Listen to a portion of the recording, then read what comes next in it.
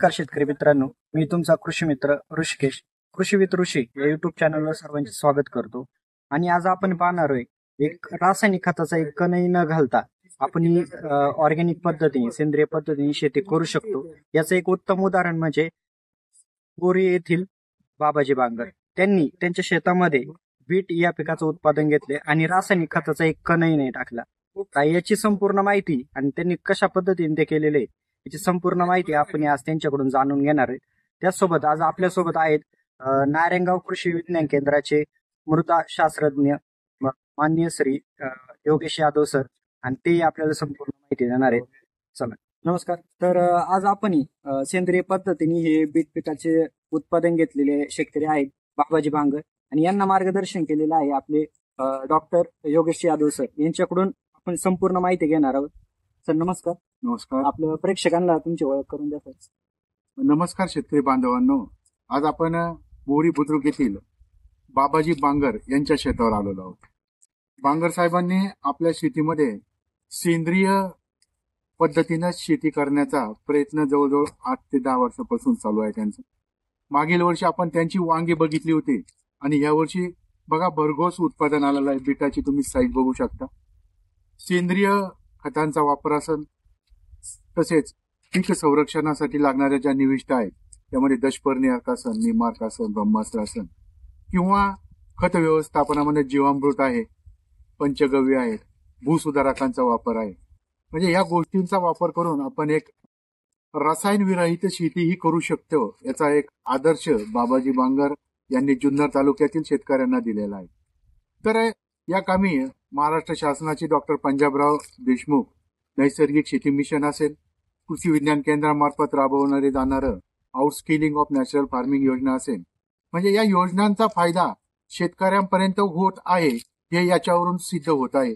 आणि आपल्या परिसरातील शेतकऱ्यांनी रसायनांचा वापर न करता शेती करणे हे काळाची गरज ठरत चाललेली आहे. आपण दररोज कुठेतरी ऐकतोय की याला कॅन्सर झालाय, त्याला कॅन्सर झालाय, आणि शेतकरी आजारी होतच चाललाय. आणि मग आपलं उत्पादन आणि उत्पादन खर्चामध्ये ताळमेळ बसत नाहीत.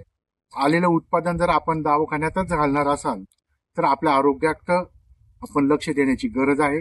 आणि निश्चितच आपल्या परिसरातील शेतकऱ्यांनी सेंद्रिय शेतीकडे वळण्याची आता नितांत गरज भासत आहे, किंवा ती वेळ आता आलेली आहे की आपण कमी रसायनांचा वापर करणे फार महत्वाचे ठरणार आहे.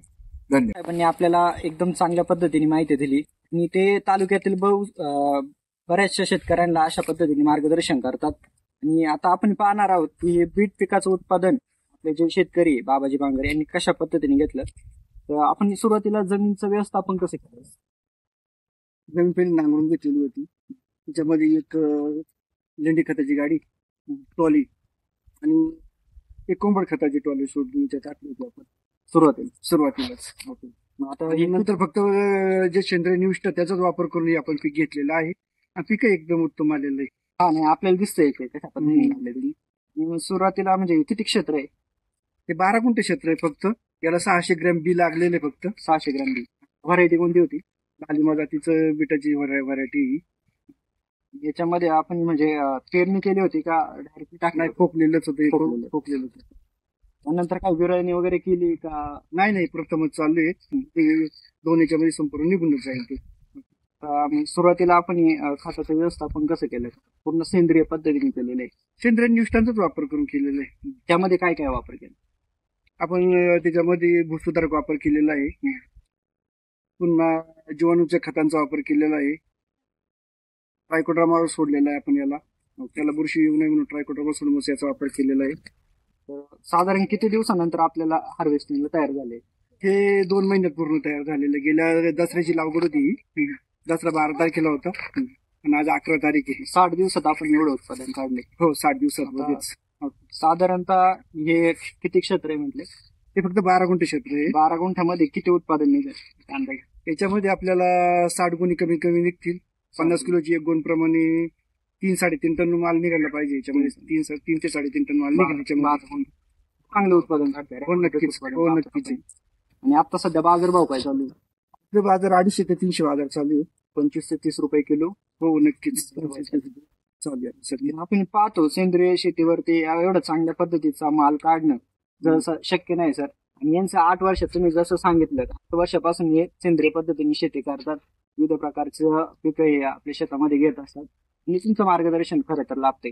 आता बाकीच्या शेतकऱ्यांनी सर तुमच्याशी संपर्क कसा साधायचा, त्यांना आपल्या मार्गदर्शन परिसरातील शेतकऱ्यांनी कृषी विज्ञान केंद्राशी संपर्क साधला तर निश्चितच आपण शेतकऱ्यांना सेंद्रिय शेती करण्यासाठी लागणाऱ्या निविष्ठा आपण घरच्या घरी कशा प्रकारे तयार करू शकतो, सेंद्रिय शेतीमध्ये कुठली पिकं आपण चांगल्या पद्धतीने घेऊ शकतो, त्याचं पूर्ण नियोजन विज्ञान केंद्रामार्फत शेतकऱ्यांना देतात. आणि सुरुवातीला माती परीक्षण करून घेतो. माती परीक्षणाच्या अहवालानुसार आपण शेतकऱ्यांना सेंद्रिय पद्धतीनं शेती करताना लागणाऱ्या निविष्ठा आहेत, कीड रोग नियंत्रण असेल, जमिनीतून देण्यासाठी लागणारी जी खतं आहेत, भर खतं म्हणतो आपण, जोर खतं म्हणतो, ही सेंद्रिय पद्धतीनंच आपण देण्याचा प्रयत्न करत असतो. त्यामुळे जमिनीचं आरोग्य सुधारण्यासाठी मदत होणार आहे. जमिनीचं आरोग्य सुधारलं तर आपल्याला गुणवत्तापूर्ण उत्पादन येतं. आपण बघू शकता की या बीटची साईज बघा, नॉर्मल केमिकलचं जर बीट असेल तर एवढी साईज होताना दिसत नाही. जमीन मोकळी झालेली आहे, भुसभुशीत झालेली आहे. आपण चालतानाच आपल्याला जाणवतं की जमिनीचं आरोग्य पण आपण अबाधित ठेवू शकतो. म्हणजे या पद्धतीने आपण निश्चितच कृषी विज्ञान केंद्र असेल, कृषी विभाग असेल किंवा आपल्या परिसरातील बाबाजी बांगर सारखे, उत्तम जाधवांसारखे, पटाडे साहेबांसारखे जे शेतकरी आहेत यांचा आदर्श घेण्याची गरज आहे. यांच्या माध्यमातून आपल्याला सेंद्रिय शेतीची चळवळ आणि विषमुक्त शेती कशा प्रकारे तयार करता येईल याविषयी आपण एकत्रित येऊन काम करणं गरजेचं आहे. आपण नुसतंच आय लव्ह जुन्नर म्हणण्यापेक्षा आय लव्ह इंडिया म्हणणं गरजेचं आहे. आणि इंडियामध्ये आपल्याला लोक वाचवायचे असेल, शेती वाचवायची असेल तर सेंद्रिय शेतीला पण एक चळवळीचं रूप देणं फार महत्वाचं ठरणार आहे. याची जी क्षमता आहे सेंद्रिय पदार्थाची, ही जी बीट असं उन्हामध्ये 15 दिवस ठेवलं ना थोडं पण लूज पडणार नाही, जर केमिकलचं नाही राहत. 10 मिनिटं ठेवलं तरी तो लूज पडतो. हो, त्याचा अनुभव घेतला आमचं आहे ना बीटामध्ये बीट आहे ना असं खाली गोल पडून राहिली होती. नंतर दुसरा थोडा डायरेक्ट 15 दिवसांनी घेतला होता. 15 दिवसांनी घेतलं ना ते बीट आम्ही पुन्हा पाठवलं. ऐते बाजार लागली आम्हाला, ऐते बाजार लागली. क्वालिटी कसं पद्धतीने हो क्वालिटी खरोखर चांगली राहते एकदम. सगळ्यांनी मार्गदर्शन केलं तुम्हाला, तुमचाही धन्यवाद साहेब. तुम्ही अशाच पद्धतीने बाकीच्या शेतकऱ्यांना सुद्धा एक चांगल्या पद्धतीने सेंद्रिय शेती करण्यासाठी एक प्रोत्साहन करा, मार्गदर्शन. आज आपल्यासोबत जाधव साहेब आहे, ते तुम्हाला थोडक्यात सेंद्रिय शेतीबद्दल थोडं मार्गदर्शन करतील. नमस्कार, तुमचा परिचय आपल्या. मी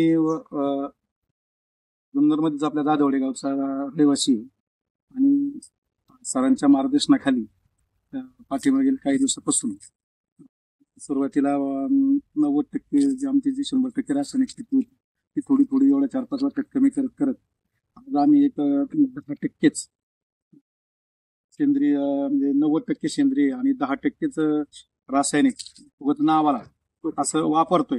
आणि पुढच्या वर्षी ते आमचं पूर्ण बंद होईल. आता आमचे सध्या माझा ऊस आहे आणि एक हरभऱ्याचं क्षेत्र आहे. हरभरा असतो, सोयाबीन असतं, तिथं तर मी जवळजवळ 12-13 वर्ष झाली पूर्ण सेंद्रिय आहे. परंतु एकदम काही माणूस पूर्ण सेंद्रिय करत नाही. तर आता जी ऊस शेती आहे ती आमची रासायनिक निविष्ठा ह्या जवळजवळ सरी फोडताना वगैरे आम्ही थोड्याफार वापरले तर वापरतो, अन्यथा अजिबात वापरत नाही. आम्ही ह्युमिकचा वापर करतो, आम्ही जीवामृताचा वापर करतो. आम्ही खालून आता सध्या हुमणीसाठी आम्ही मॅटरायझम, बिवेरिया, परत UPN चा वापर करतो. त्यानंतर आम्ही रुईची पानं आणि वेखंड याचा मिक्स करून वापर करतो. म्हणजे अशा पद्धतीने जे आज ऊस शेतीमध्ये सुद्धा केमिकलचा अतिरिक्त वापर होत चाललाय, कशा हुमणी वगैरे होत नाही, कंट्रोल होत नाही म्हणून, कारण जागतिक किडा नाही. परंतु आम्ही त्याच्यावर सुद्धा जैविकने आम्हाला कसा कंट्रोल करता येईल तो प्रयत्न करतोय. आमचा एक फायदा असा झालाय की आमच्या जमिनी ज्या पहिला जो सेंद्रिय कर्ब कमी होता, सलग आज माझ्या शेतीमध्ये जवळजवळ 6 ते 7 वर्ष सलग पाचट कुट्टी